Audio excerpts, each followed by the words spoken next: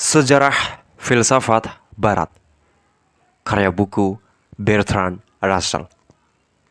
Bab 4. Heraklitus. Pada umumnya, sekarang ini ada dua sikap yang saling bertolak belakang dalam memandang bangsa Yunani. Sikap pertama yang bisa dibilang universal sejak zaman Renaissance hingga saat ini, memandang bangsa Yunani dengan rasa hormat yang nyaris mendewa-dewakan sebagai penemu segala hal yang terbaik dan sebagai orang yang jenius, adi manusiawi, sehingga mustahil orang-orang modern berharap akan bisa menandingi. Sikap lainnya yang diilhami oleh kejayaan ilmu, pengetahuan, dan keyakinan yang optimistik terhadap kemajuan, menganggap otoritas yang diberikan kepada bangsa Yunani kuno itu sebagai hal yang kurang layak, dan berpendapat bahwa sebagian besar kontribusi mereka terhadap jagat pemikiran sebaiknya kini dilupakan. Saya pribadi tidak dapat menyetujui salah satu di antara pandangan-pandangan ekstrim tersebut. Saya hanya bisa mengatakan bahwa masing-masing tidak benar sepenuhnya dan tidak keliru sepenuhnya. Sebelum memasuki pembicaraan lebih rinci, saya akan coba perlihatkan kebijaksanaan seperti apa yang masih bisa kita petik dari telaah tentang pemikiran Yunani. Berkenaan dengan hakikat dan struktur dunia, adanya beragam hipotesis memang dimungkinkan. Kemajuan dalam metafisika, sejauh hal itu memang terjadi, adalah berupa penyempurnaan atas semua hipotesis tersebut secara bertahap. Pengembangan implikasi-implikasinya dan perumusan kembali tiap-tiap hipotesis untuk menjawab berbagai keberatan yang dilontarkan oleh para pendukung hipotesis saingannya.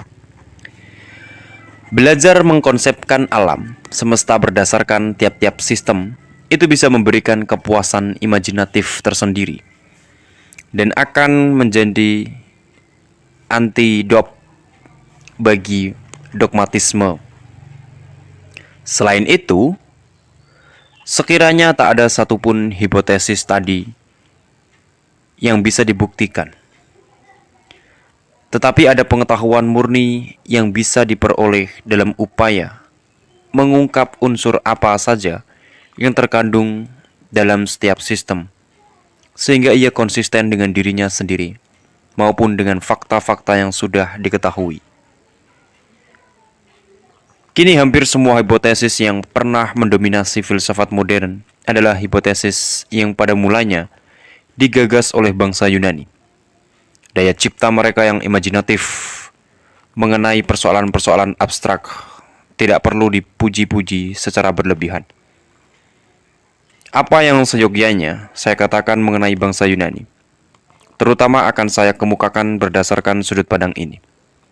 Saya menganggap bahwa mereka telah membidani lahirnya teori-teori yang kemudian hidup serta tumbuh secara mandiri, dan kendati pada mulanya masih agak mentah, terbukti mampu bertahan dan berkembang selama lebih dari 2000 tahun.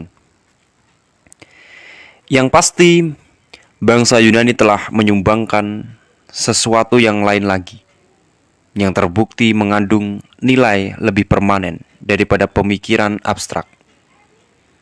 Mereka menemukan matematika dan seni penalaran deduktif, geometri, terutama adalah penemuan bangsa Yunani, yang tanpa itu tak mungkin muncul ilmu pengetahuan modern. Namun berkaitan dengan matematika itu, tampak jelas pula cara pandang para jenius Yunani yang berat sebelah. Matematika adalah hasil penalaran deduktif berdasarkan apa yang dianggap sudah jelas dengan sendirinya, bukan muncul dari penalaran induktif berdasarkan apa yang telah diobservasi. Penerapan metode ini yang mengalami sukses luar biasa bukan hanya menyesatkan dunia kuno, namun juga sebagian besar dunia modern. Sementara metode ilmiah yang berupaya menemukan prinsip-prinsip secara induktif berdasarkan observasi atas fakta-fakta partikuler hanya berjalan sangat lamban untuk bisa menyisihkan keyakinan Helenis terhadap deduksi yang ditarik dari aksioma-aksioma yang dianggap mulia, yang bersumber dari pemikiran sang filsuf. Terlepas dari pertimbangan lainnya, maka berdasarkan alasan tersebut adalah suatu kekeliruan untuk terlampau mendewa-dewakan bangsa Yunani. Metode ilmiah secara keseluruhan sebetulnya menunjukkan ciri yang berbeda dari corak pemikiran bangsa Yunani. Meski sedikit di antara mereka adalah orang-orang yang pertama kali memiliki benih-benih gagasan mengenai hal itu. Karenanya, sikap yang terlalu mengagungkan bangsa Yunani sembari menyepelekan terjadinya kemajuan intelektual di sepanjang 4 abad belakangan ini hanya akan berdampak mengekang pemikiran modern. Namun demikian, ada argumen yang lebih umum mengenai tidak perlunya penghargaan yang berlebih-lebihan, baik terhadap bangsa Yunani ataupun siapapun juga. Dalam mempelajari seorang filsuf, sikap yang tepat bukanlah memuji-muji ataupun melecehkan. Namun yang pertama-tama diperlukan adalah semacam sikap simpati hipotesis, sampai terbuka kemungkinan untuk mengetahui apa yang kira-kira meyakinkan dalam teorinya. Dan barulah kemudian dikedepankan sikap kritis yang bila mungkin menyerupai suasana batin seseorang yang tengah membuang pandangan-pandangannya yang hingga saat ini ia yakini. Sikap melecehkan akan menghambat tahap pertama proses ini, sementara sikap mengagungkan akan mengganggu tahap kedua. Ada 2 hal yang harus dicamkan, bahwa seseorang yang pendapat-pendapat dan teori-teorinya layak dipelajari bisa diperkirakan bahwa ia memiliki kemampuan berpikir. Namun demikian, tak ada seorang pun yang akan bisa mencapai kebenaran yang utuh dan tuntas mengenai persoalan apapun. Jika ada seorang pintar yang mengungkapkan pandangan yang bagi kita jelas-jelas tak masuk akal, tak perlu kita berusaha membuktikan. Bagaimanapun juga pandangan itu pasti benar. Namun kita perlu mencoba mengerti apa sebabnya pandangan itu bisa terkesan seolah-olah benar.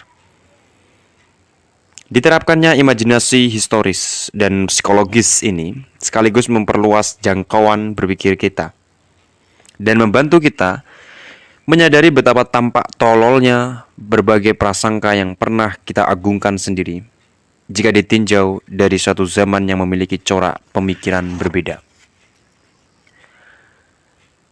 Di antara Pythagoras dan Heraklitus yang akan kita beri perhatian dalam bab ini, masih ada satu filsuf lagi yang kurang menonjol. Ialah Xenophanes. Masa hidupnya tak diketahui pasti, dan terutama hanya bisa diperkirakan berdasarkan fakta bahwa ia menyebut Pythagoras dan bahwa Heraklitus menyebut tentang dia. Ia dilahirkan sebagai orang Ionia, namun melewatkan sebagian besar hidupnya di Italia Selatan. Ia meyakini bahwa segala sesuatu tercipta dari tanah dan air. Perihal dewa-dewa, ia benar-benar seorang pemikir bebas yang penuh sikap empati. Homerus dan Hesiodos menganggap bahwa segala sesuatu yang rendan dan memalukan di antara manusia pun dikerjakan oleh para dewa, seperti mencuri, berzina, dan saling menipu. Manusia menganggap bahwa dewa-dewa dilahirkan seperti mereka, berpakaian seperti mereka, dan bersuara dan berwujud.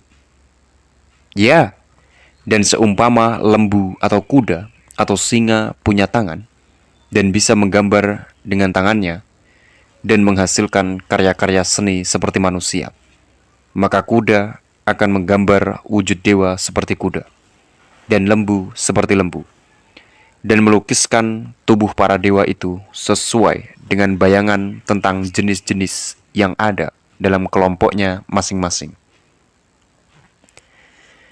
Orang-orang Ethiopia menggambarkan dewa-dewa mereka berkulit hitam dan berhidung papak. Orang Tracia mengatakan dewa mereka bermata biru dan berambut merah. Xenophanes percaya pada satu dewa yang wujud dan pikirannya tidak seperti manusia, yang dengan gampang mengubah segala sesuatu dengan kekuatan batinnya. Xenophanes pun memperolokkan doktrin Pitagorean tentang perpindahan jiwa. Mereka mengisahkan suatu ketika dia, Pitagoras, lewat di saat seekor anjing sedang disakiti. "Hentikan," katanya. "Jangan pukul anjing itu. Dia penjelmaan arwah seorang teman. Aku mengenalinya saat ku dengar dengkingnya." Xenophanes yakin bahwa tak mungkin memastikan kebenaran dalam soal-soal teologi. Kebenaran yang pasti adalah bahwa tak seorang pun yang tahu atau akan pernah tahu tentang dewa-dewa dan segala hal yang saya bicarakan itu. Iya, bahkan kalaupun seorang manusia kebetulan mengatakan sesuatu yang memang benar, ia sendiri pun tak tahu bahwa itu benar. Tak ada lainnya lagi kecuali dugaan. Xenophanes menempati posisi di antara barisan para rasionalis yang menentang kecenderungan mistik Pitagoras dan lain-lain. Namun sebagai pemikir mandiri, ia tidak berada di peringkat pertama. Doktrin Pitagoras, sebagaimana kita ketahui, sangat sulit dibedakan dari doktrin murid-muridnya sendiri. Dan kendati, Pitagoras sendiri muncul dalam masa yang masih amat dini. Pengaruh mazhabnya terutama menonjol dalam masa setelah berbagai filsuf lain sesudahnya. Orang pertama di antara para filsuf sesudah Pitagoras yang menemukan teori yang masih berpengaruh adalah Heraklitus, yang telah dewasa pada kira-kira tahun 500 sebelum Masehi. Tak banyak yang dapat diketahui mengenai kehidupannya, kecuali bahwa ia adalah warga Efesus, kelas bangsawan. Ia terutama terkenal di zaman antik karena doktrinnya bahwa segala sesuatu mengalami perubahan terus-menerus. Tetapi hal ini sebagaimana akan kita lihat, hanyalah salah satu aspek dari metafisikanya. Meski ia adalah orang Ionia, Heraklitus tidak mengikuti tradisi ilmiah orang-orang Miletus. Ia seorang penganut mistik, namun jenis mistik yang berbeda. Ia menganggap api sebagai substansi dasar segala sesuatu, seperti pijar yang muncul dari api. Terlahir berkat kematian sesuatu yang lain. Yang fana itu baka, dan yang baka itu fana. Yang satu hidup berkat kematian yang lain. Terdapat kesatuan dalam dunia ini, namun suatu kesatuan yang terbentuk oleh kombinasi unsur-unsur yang berlawanan. Segala sesuatu lahir dari yang satu, dan yang satu lahir dari segala sesuatu. Namun yang banyak mengandung realitas yang lebih kecil dibanding yang satu, yakni dewa. Dari tulisan-tulisannya yang masih bisa dibaca, tampak bahwa ia sama sekali bukan orang yang ramah. Ia sangat suka mencela, dan ia adalah kebalikan dari seorang demokrat. Mengenai sesama warga kotanya, ia mengatakan, orang-orang Efesus benar-benar pantas menggantung diri mereka sendiri. Setiap lelaki dewasa di antara mereka, dan biarlah kota dipasrahkan kepada bujang-bujang ingusan yang pengecut. Karena orang-orang itu telah mengusir Hermodorus, seorang yang terbaik di antara mereka. Sementara mereka mengatakan, di antara kita tak akan ada lagi yang terbaik. Sekiranya ada orang seperti itu, biarlah dia nyah ke tempat lain dan di antara orang-orang lain. Dia berbicara pedas mengenai semua pendahulunya yang menonjol, kecuali satu orang. Homerus harus dikeluarkan dari daftar dan dipecut. Di antara semua orang yang pendapatnya pernah saya dengar, tak ada satupun yang sampai pada pemahaman bahwa kebijaksanaan berbeda dari semuanya itu. Usaha mempelajari banyak hal tidak membuahkan pemahaman. Tak pula upaya itu mengajari Hesiodus dan Pythagoras, juga Xenophanes dan Hekateus. Pythagoras menyatakan sebagai kebijaksanaannya sendiri sesuatu yang tak lain hanyalah pengetahuan tentang banyak hal dan seni yang menyesatkan. Satu-satunya orang yang luput dari cercaannya adalah Tautanus, yang ia nyatakan lebih punya pertimbangan daripada lainnya. Jika kita mencari sebab dari pujiannya ini, kita dapati bahwa Teutanus pernah mengatakan kebanyakan manusia itu jahat. Sikapnya yang menghujat umat manusia mengarahkannya pada pendapat bahwa hanya kekerasanlah yang bisa memaksa manusia untuk bertindak demi kebaikannya sendiri. Ia mengatakan semua binatang hanya bisa digiring ke padang rumput dengan lecutan. Dan ungkapan lainnya, keledai lebih menyukai jerami daripada emas. Seperti bisa diduga, Heraklitus menyetujui perang. Perang, ujarnya, adalah bapak semuanya dan raja semuanya. Sebagian telah ia ciptakan sebagai dewa-dewa, dan sebagian lagi manusia. Sebagian terpenjara dan sebagian lagi merdeka. Selain itu, Homerus keliru ketika mengatakan perselisihan itu mungkin akan sirna di antara dewa-dewa dan manusia. Ia tak menyadari bahwa ia tengah berdoa demi hancurnya alam semesta. Sebab jika doanya dikabulkan, segala sesuatu akan musnah. Dan lagi, kita harus tahu bahwa perang berlaku bagi semuanya, dan perselisihan adalah keadilan. Dan bahwa segala sesuatu lahir dan sirna lewat perselisihan. Etikanya adalah sejenis asketisisme yang jumawa, yang amat mirip dengan pandangan Nietzsche.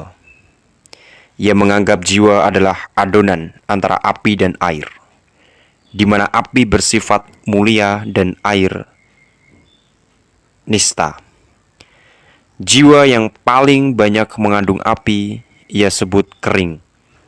Jiwa yang kering adalah yang terbaik dan paling bijaksana. Jiwa merasa nikmat ketika menjadi basah. Menjadi air berarti kematian bagi jiwa.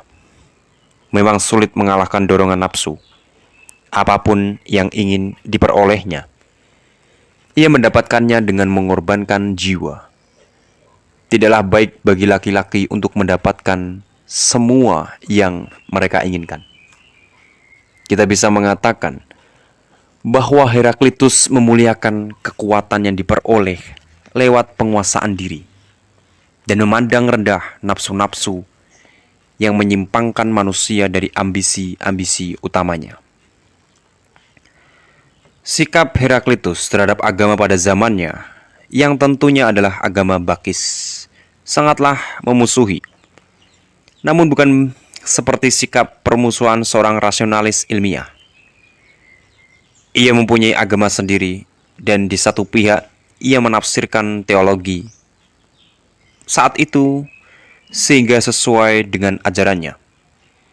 Sementara di pihak lain, ia menolaknya dengan kecaman pedas. Ia pun disebut sebagai pengikut Bacchus oleh Cornford dan dianggap sebagai penafsir agama-agama misteri oleh Pfleiderer.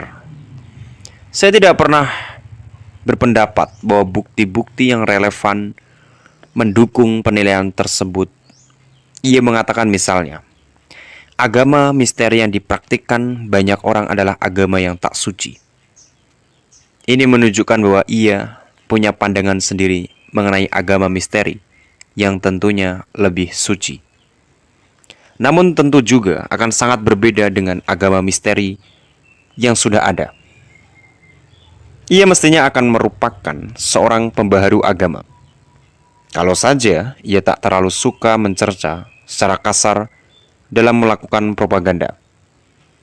Berikut ini adalah semua pernyataan Heraklitus yang masih terekam, yang memperlihatkan sikapnya terhadap teologi pada zamannya.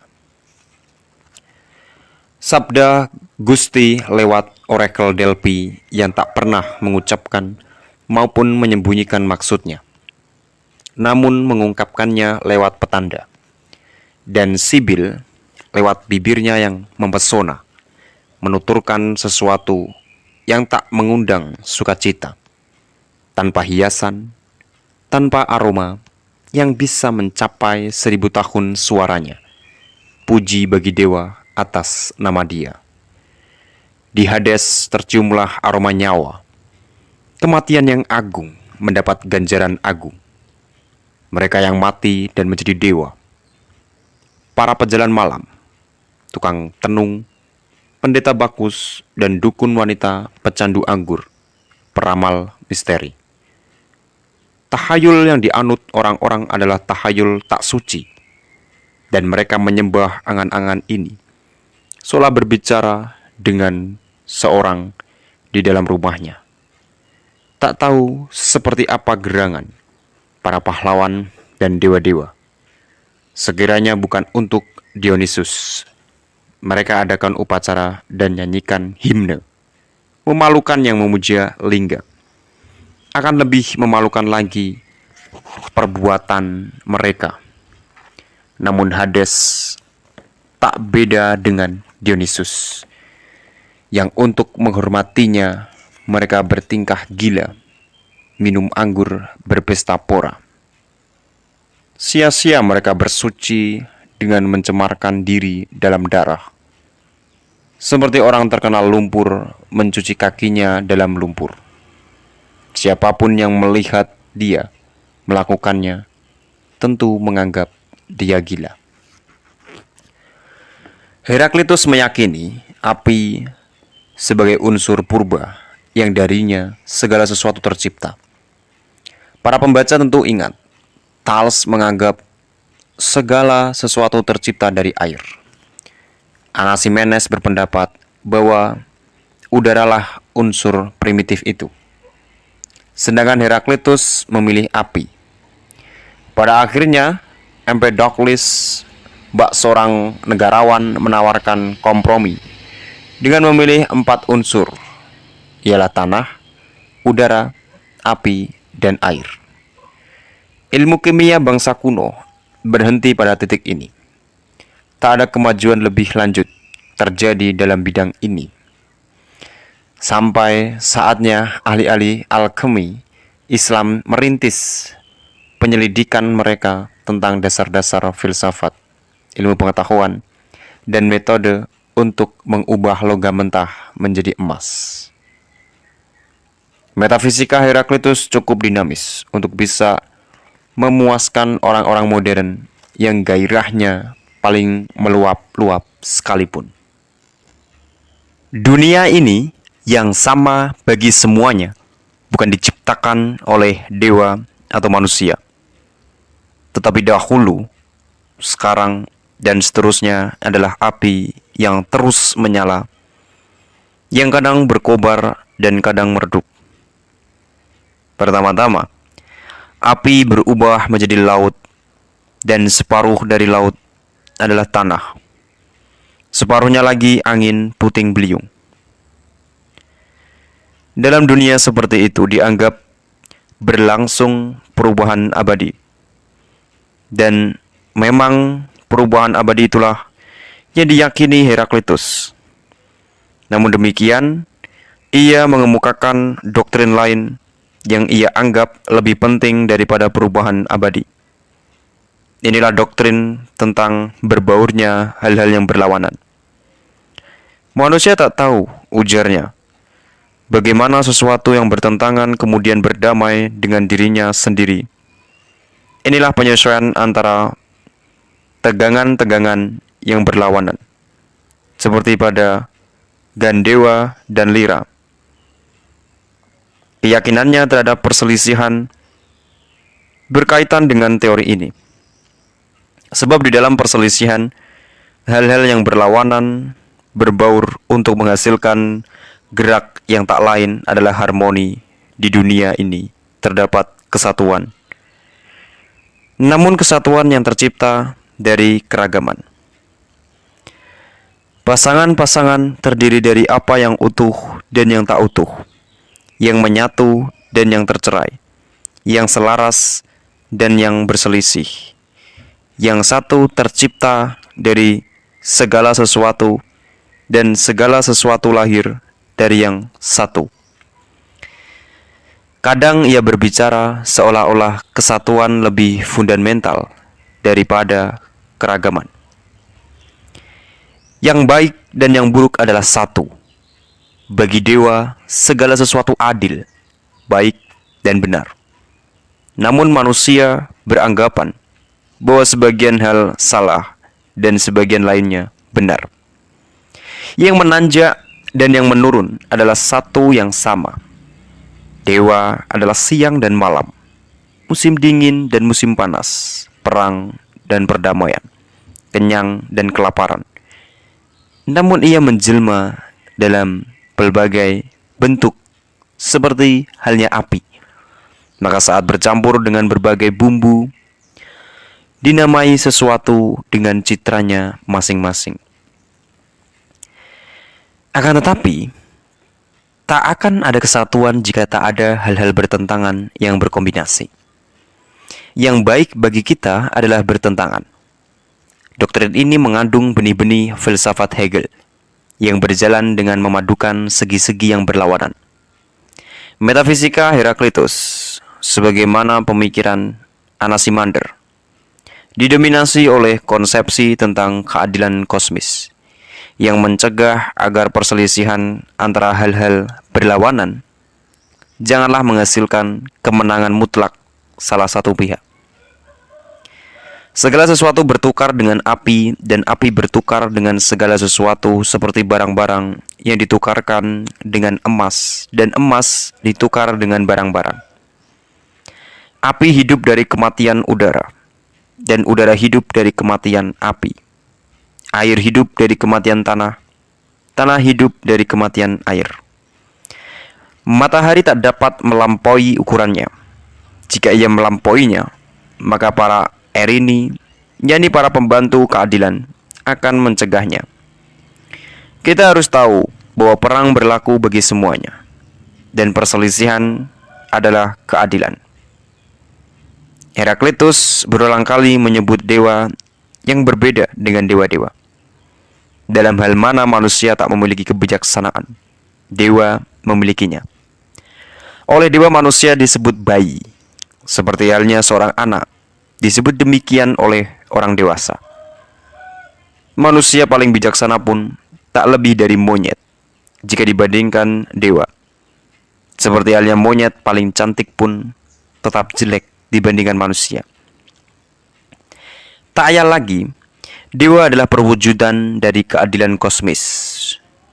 Doktrin bahwa segala sesuatu berubah terus-menerus adalah pandangan Heraklitus yang paling terkenal, dan suatu ajaran yang paling ditekankan oleh pengikut-pengikutnya, seperti digambarkan dalam Theaetus karya Plato.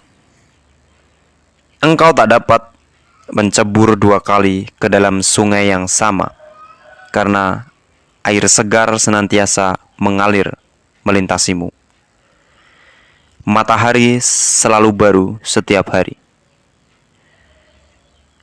Kita lazimnya beranggapan bahwa keyakinan Heraklitus terhadap perubahan universal ia kemukakan lewat ungkapan segala sesuatu mengalir. Namun keaslian pernyataan ini meragukan. Seperti halnya pernyataan Washington, "Bapak, aku tak bisa berdusta." Atau Wellington yang konon berkata, "Ayo pengawal, kita bereskan." Pemikiran Heraklitus, sebagaimana pemikiran semua filsuf sebelum Plato, hanya bisa diketahui lewat kutipan-kutipan yang terutama ditulis oleh Plato atau Aristoteles demi melakukan sanggahan. Jika kita bayangkan bagaimana jadinya seorang filsuf modern jika ia hanya dikenal melalui polemik-polemik yang dikemukakan oleh lawannya, maka bisa kita perkirakan betapa hebat para filsuf pra-Sokrates tersebut.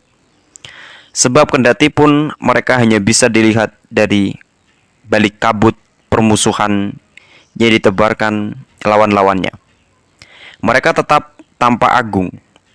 Bagaimanapun kenyataannya, Plato dan Aristoteles sepakat bahwa Heraklitus mengajarkan tak ada yang abadi, segala sesuatu senantiasa menjadi. Plato, dan tak ada yang tetap, demikian Aristoteles. Saya akan membahas lagi doktrin ini dalam bab mengenai Plato yang sangat berminat untuk menyangkalnya. Untuk saat ini, saya akan berusaha membahas apa yang harus dikemukakan filsafat mengenai doktrin itu, kecuali hanya mengungkap apa yang dirasakan oleh para penyair dan apa yang diajarkan oleh para insan ilmu pengetahuan. Pencarian akan sesuatu yang permanen merupakan salah satu naluri paling mendalam yang mendorong manusia untuk berfilsafat. Tak pelak lagi, naluri untuk itu muncul dari perasaan cinta akan tanah asal hasrat dan akan tempat bernaung yang aman. Karenanya, bisa kita lihat bahwa naluri itu paling kuat muncul pada mereka yang hidupnya paling terancam malapetaka. Agama meyakini permanensi dalam dua bentuk. Inilah Tuhan dan immortalitas. Pada Tuhan tak ada keserba macaman atau sedikit pun perubahan. Kehidupan sesudah mati bersifat abadi dan tak berubah. Semangat abad ke-19 yang riang mengubah manusia sehingga menentang konsepsi yang statis itu. Dan teologi liberal modern meyakini bahwa terjadi gerak maju di surga dan evolusi pada Tuhan. Tetapi bahkan pada konsepsi ini pun terkandung sesuatu yang permanen. Ialah gerak maju itu sendiri serta tujuannya yang tetap. Sementara sejumlah bencana pun menggiring harapan manusia kembali ke bentuk keyakinannya semula yang adi duniawi. Jika kehidupan di muka bumi penuh derita, hanya di surgalah kedamaian bisa dijumpa. Para penyair telah meratapi kekuasaan sang waktu yang melibas segala hal yang mereka cintai. Waktu mengubah masa muda gemerlapan, meraup lajur-lajur pada dahi keindahan. Hidup dalam tipisnya kebenaran alam. Tak satu bertahan dari pandangannya menikam. Umumnya, mereka menambahkan betapa sajak-sajak mereka sendiri tak terhancurkan. Berharap atas waktu akan kekal sajakku. Muliakan keagunganmu, meski kejam nian cakarmu. Namun ini tak lebih dari kepongahan sastra konvensional para penganut mistik yang cenderung filosofis, yang tak dapat menyangkal bahwa apapun yang berada dalam waktu selalu fana, telah menemukan konsepsi bahwa keabadian bukanlah ketidakberubahan di sepanjang waktu yang tak terbatas, namun adalah eksistensi di luar seluruh proses temporal. Kehidupan abadi menurut beberapa teolog, misalnya Dean Inge, bukan berarti eksistensi dalam setiap saat di masa depan, tetapi adalah cara mengada yang sepenuhnya terlepas dari waktu, di mana tak ada yang sebelumnya dan yang sesudahnya, sehingga tak ada kemungkinan logis bagi perubahan. Pandangan ini diungkapkan secara puitis oleh Vaughan. Kusaksikan yang kekal di malam lainnya, seperti cincin sinar agung nan murni dan baka. Semua tenang, dan ia pun bercahaya, dan melingkar di bawahnya. Sang waktu dalam jam, hari, warsa, bola-bola memutarnya, bagai bayang raksasa yang berjalan, sedang semesta alam dan segala isinya bergerak di dalam.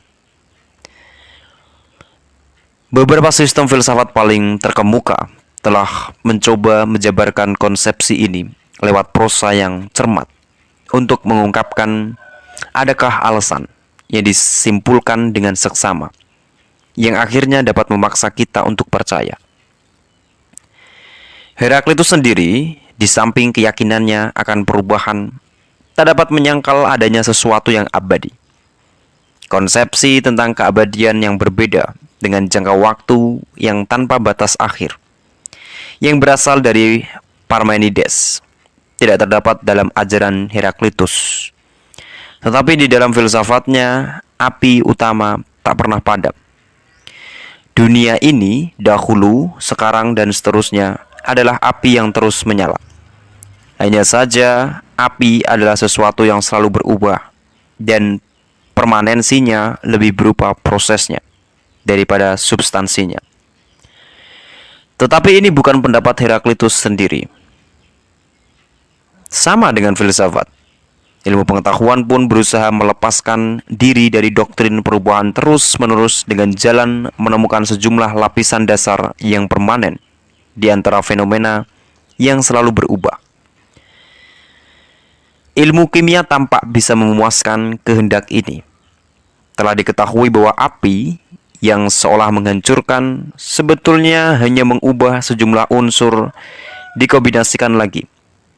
Namun setiap atom yang telah ada sebelum pembakaran tetaplah ada setelah proses pembakaran usai. Sejalan dengan hal itu, muncul anggapan bahwa atom tak dapat hancur, dan bahwa semua perubahan dalam dunia fisik hanyalah berupa penataan ulang atas unsur-unsur yang tak berubah. Anggapan ini berlaku sampai ditemukannya radioaktif, di mana diketahui bahwa atom-atom dapat mengalami disintegrasi. Tiada pernah gentar. Para fisikawan pun menemukan satuan-satuan baru dan lebih kecil, yang disebut elektron dan proton, yang dari satuan-satuan itulah atom tersusun.